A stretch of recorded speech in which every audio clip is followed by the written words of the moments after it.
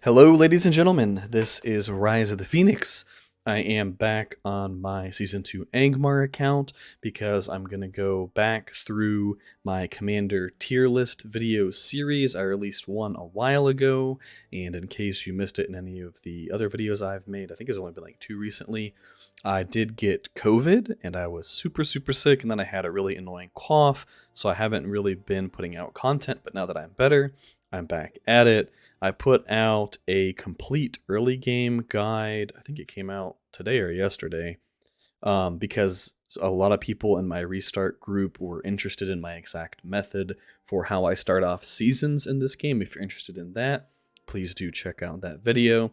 Otherwise, we're going to get back to the tier lists. We'll do tier 2 evil commanders in this video. It will include the newest commanders as of the date of recording, which is February 21st. So that's going to include Adune, what's the other guy's name? Zagrid and Kuran, I think is how you say his name. Kuran, the new Nazgul commander. And then I'll also do a video on good side T1s and then good side T2s. I mentioned in my other tier list video, I don't feel like I have enough experience with or against tier 3 commanders for either faction to accurately rate them. So for now, I'm not going to do T3 commander tier lists, as I just don't think I have the knowledge to provide an accurate tier list. And my goal with these tier lists is to be accurate and informative. Before we get into it, if you like my content, please do consider liking this video and subscribing to my channel.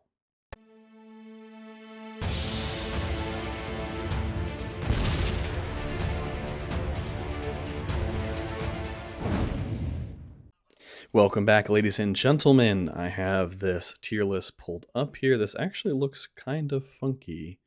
Let's go ahead and fix that. There we go. It was capturing part of the bottom part of my game because I didn't have the size setting correct. I've been messing with my settings recently because I've been considering streaming. So real quick, little shout out type deal or self-advertisement. If you are interested in me streaming this game, please let me know down in the comment section. I've considered streaming it, but I don't know. It's kind of a slow-paced game. I don't know if people would want to watch it, but I'm happy to answer questions on stream and share my knowledge and all of that. So just let me know if that's something you're interested in, and I will look into it. We will start this tier list off by throwing Grishnak into his own tier. This guy is completely terrible. You should not use him seriously for anything other than taking crappy tiles and building paths and that sort of thing. Certainly do not use him in PvP, in my opinion. I'm going to go ahead and put the new Nazgul in D tier. I will say that this might be completely wrong. By the time he came out in my Season 2, I had all my other commanders respected up, leveled up, geared up, and I was happy with the guys that I had. I had plenty of good commanders. And so I was like, I'm not going to put the time and effort into this guy, particularly because, in my opinion, he doesn't seem all that great. If we go back into the game, go ahead and pull him up in the tavern.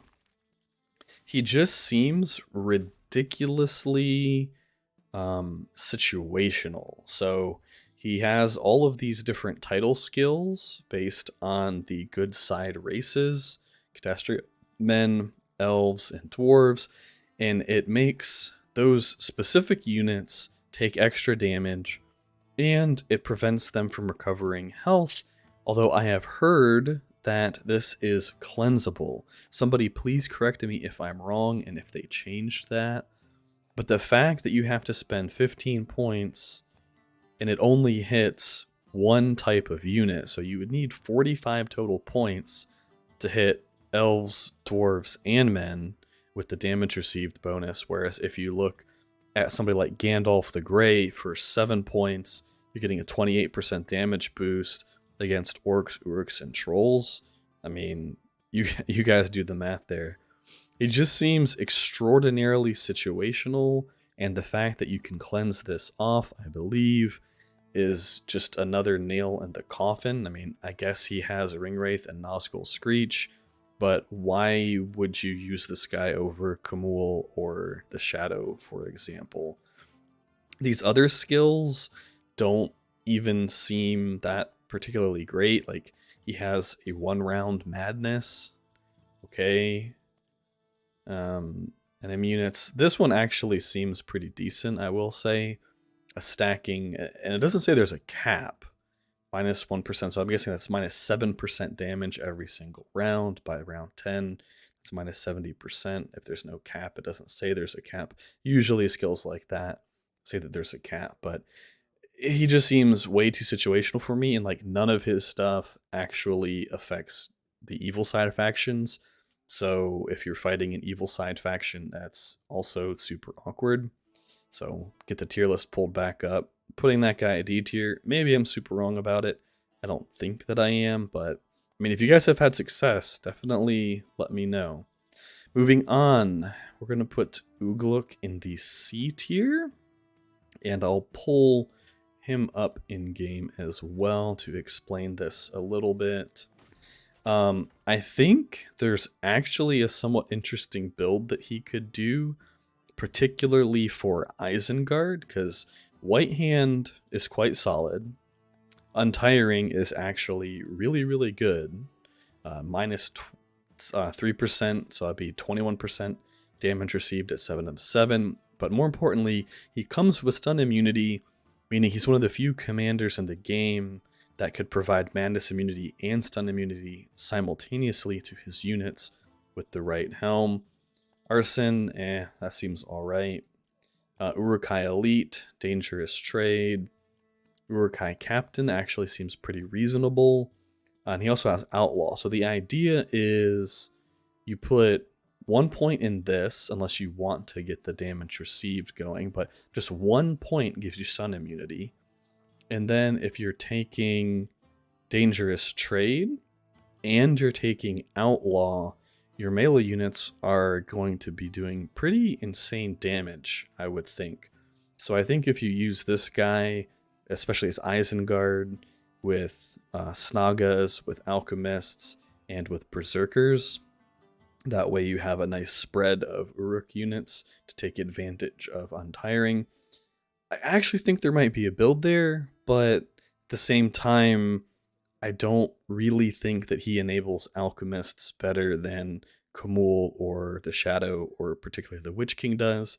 The goal of this video is to compare T2s to other T2s, so we kind of have to pretend the Witch King doesn't exist in that regard. But anyway, that's my thoughts on that guy. Doesn't seem particularly wonderful. I haven't seen anybody running him with a ton of success. If you guys have had success with him, please let me know. Next up, my biggest disappointment of Season 2. We're putting Adune at B tier. We'll go back in the game. You guys can see that I invested heavily into her. I got her to Respect 5. I also put her at Impart Wisdom 4. Let me just pull up my actual Adune, since I have her recruited. I ended up not leveling her to 50 in the end because she was just such a disappointment. She had really solid gear too at the time.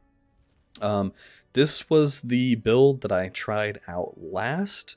It does pretty decent damage, but not as good of damage as like Lurtz or the Shadow. I will say she is good against commanders that do commander damage. So Lurtz, Legolas, Dane in particular.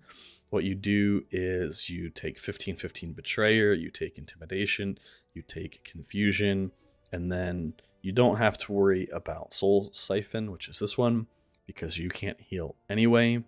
So then you just pick up whatever else you want, particularly damage skills down here, for example. You also don't have to worry about taking these 2 anti-heal skills because she just completely shuts off healing.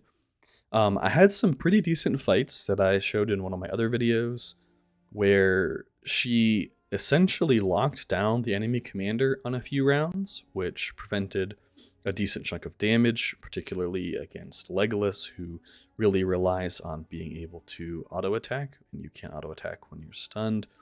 But the important thing is, about halfway through the fight, because of this might drain, the enemy commander was just hitting for basically nothing. And then it was kind of funny, like other commanders that don't have a ton of might would actually just go to like 0 might and they would hit for 1 damage. She's also pretty good against Arwen because of turning off healing. Arwen super relies on healing. Her big weakness, and this was a huge problem on my Season 2 server, is that she was absolutely horrendous against Theoden, Eomer with the Cav build, not the damage build, and Theoden, Eowyn. Sorry, I think I got those mixed up. Theoden, Eomer with his Cav build, not his damage build, and then Eowyn full Cav build as well. She just didn't have the mitigation to let her army last. So even with the full damage build, her army was dying too quickly, which meant that she was doing significantly reduced damage. I tried a funky build where I put 14 in Betrayer and took Soul Siphon and used these guys to try to shut off healing. I tried 3 or 4 different builds, could never really make her work the way I wanted to, particularly considering that she was Respect 5, Wisdom 4 with pretty solid gear. She would just get chunked by Cav commanders, and it was not a good time. So that's why we're going to put her at B tier. So she's kind of hit or miss. Good against healers, good against damage commanders, bad against anybody that buffs up their own troops. Moving on, let's go ahead and put Sigrid at A tier. This might be somewhat controversial, but with how strong cavalry is for good side and how popular those cavalry commanders are, I think there is a pretty respectable build for this guy, particularly to counter Rohan in Gondor. He might be B tier, and some of Sigrid is probably going to depend on your server. For example, if like Erebor and Lothlorien are the big good side factions. Let me actually go back out of here because her doing her weapon thing was kind of distracting me. If Rohan and Gondor aren't popular factions, there's not going to be as crazy of Cav armies running around because you're not going to have to worry about marshals or swan knights. If that's the case on your server, he might be B tier. On my server, he certainly seems A tier. I really wish I had invested in him instead of Adune, but it is what it is. So yeah, super anti-Cav guy. And we'll move on to the next A tier pick. Oh, you know what? I forgot this guy. This guy's coming in at B tier. Azru is, I think, actually a pretty decent commander. I think a lot of people really sleep on him. I took him to Respect 3. I was leveling him up. I was going to test him. But I think this skill is actually insane. So for the first 4 rounds, which is 40% of a fight, 2 enemy units are guaranteed to have madness. That's pretty freaking good in my opinion. I mean, Sauron's madness is great, and it's not a 100% chance to hit, and it's only the first 2 rounds. Granted, it also hits the enemy commander, and it hits all 3 enemy units, whereas this only hits 2 enemy units. But I think they're pretty comparable skills. I really wanted to test this guy against Gandalf the Grey. Chisgul came out with a video where Frodo and Sam actually countered a Witch King, because Frodo and Sam have the same skill that Sauron has, Ring of Terror, and basically the Witch King's army just killed itself in the first 2 rounds of combat.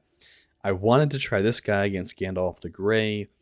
Now, Gandalf the Grey's army isn't going to do as much damage as the Witch King's army, but I think you could really screw up those convener rounds with this skill, which would help tremendously. He also has a trickery here, which is another madness skill.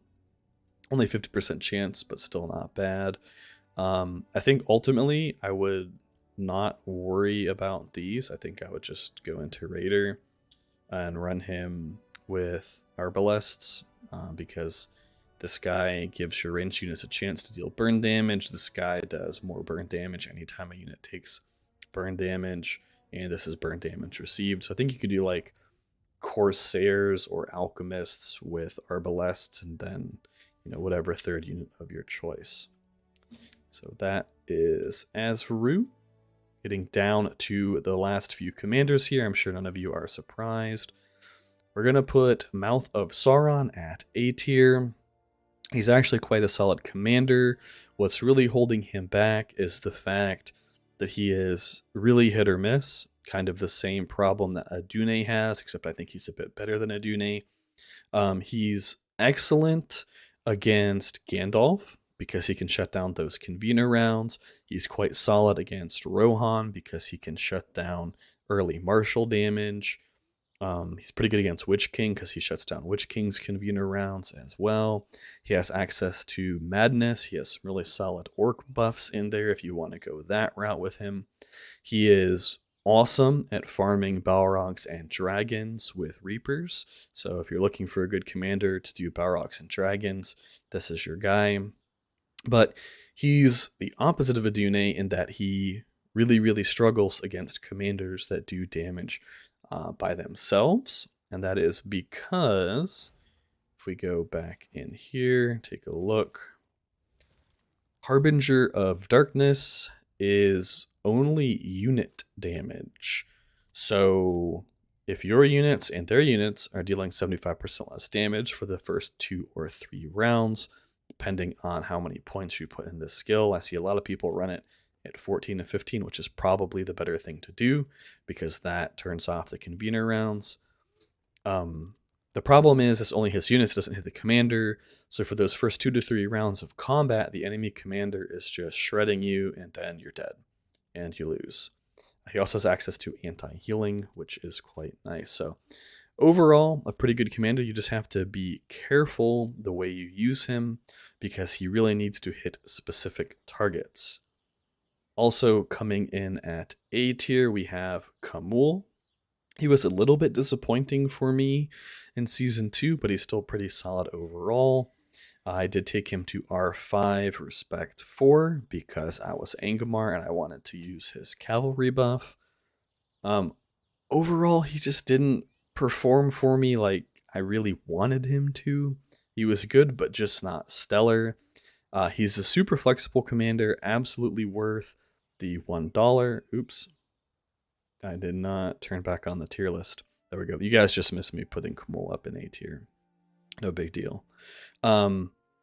Yeah, he performed pretty well, just not as well as I'd hoped for a commander that I invested that much in. But he's very flexible. He can run cavalry. He can run, obviously, Alchemist is probably the most popular build on him because he does have access to the Ringwraith title and Nazgul Screech being, in my opinion, a super nice ability, just stunning people on round 1 before they get to do stuff. Overall, very solid. You pretty much can't go wrong with this guy. His R5 title and skills are just super nice. He's just missing something. I'm not sure what it is. I just feel like he's missing something to push him up into S tier. The Shadow is also coming in at A tier. He's very similar to Khamûl in that he has that Ringwraith title, but that's about where the similarities end. Khamûl is all about buffing his troops. The Shadow is all about dealing a pretty solid amount of damage if you get him to Respect 5 with decent gear. He doesn't do quite as much as Lurtz from what I've seen, but the nice thing about the Shadow is he can do really respectable commander damage while also providing some support to his army in the form of Nazgul Screech if you have the points to take it. If you're doing the full damage build, you probably don't. But depending on what respect level you are and impart wisdom and all that good stuff, he does have the option to support his army a bit better than than Lurtz, but he doesn't do quite as much damage. Finally, we will move on to, we're just going to jump straight to S+ tier, honestly. Lurtz, I've talked about this guy a bunch. Everybody's talked about this guy a bunch. This guy is just phenomenal. If you're playing Evil Side, get this guy, get him to Respect 3 as fast as you can. Give him the tankiest units you possibly can, preferably Mumakiels. And I mean, he just kills everything. This guy is fantastic. He counters Gandalf the Grey. With Mumakiels, he can kill 4, 5, 6, 7 armies by himself. Yeah, there's nothing more to say. Everybody knows at this point, this guy's just an absolute beast, pumping out 250 to 300,000 damage, even at just Respect level 3. I would not even want to see what he could do at like respect level 10 or 15. I mean, probably start hitting 350k damage, I would bet. And Gothmog also coming in at S plus. This guy is another phenomenal commander. We'll go ahead and take a look at him just because I think he's worth talking about a little bit more than Lurtz, just since Lurtz has been talked about so much. This ability right here, the crippled, I mean, it is just crazy. So it says all allied units each attack has a 60% chance to cause maximum damage, and his normal attack damage is reduced by 90%. Oh no, that sucks. He doesn't do normal attack damage anyway. Who cares? I mean, this is just saying you guys have a 60% chance to do maximum damage. That is super amazing, insane. I mean, just absolutely crazy. If we come in here and look at Morgul Arbalests as an example, base damage range of 8 to 15. This means 60% of the time they're basically doing double damage. And of course, the ever popular, where are my alchemists? Sheesh. The ever popular alchemists 4 to 14 damage range base means they're have a 60% chance to do more than 3 times damage, and then that 3 times gets increased by a whopping 300%. Absolutely crazy strong, that ability. And we'll go back to him. Additionally, if you want to use him as an orc commander, he can do that. Orcish Warlord, very solid, minus 14% damage reduction for your orc units, 60% damage buff for the first 4 rounds on orc and troll units. Who cares about the trolls? I guess if you're Mordor, you might care about the trolls, but that is just insane amount of damage buff there.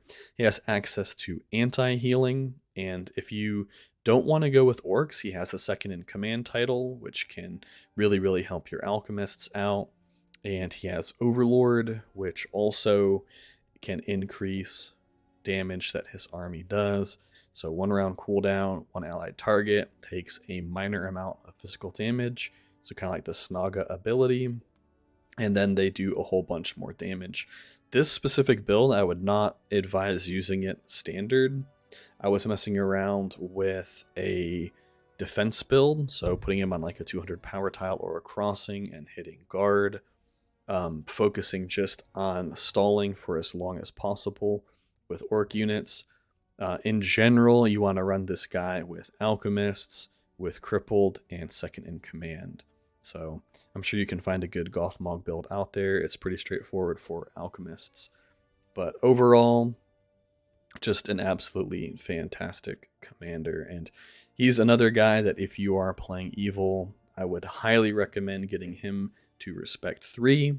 The super nice thing about Lurtz and Gothmog coming in at S plus tier, not only are they extraordinarily strong, they also only require respect 3 to be that strong.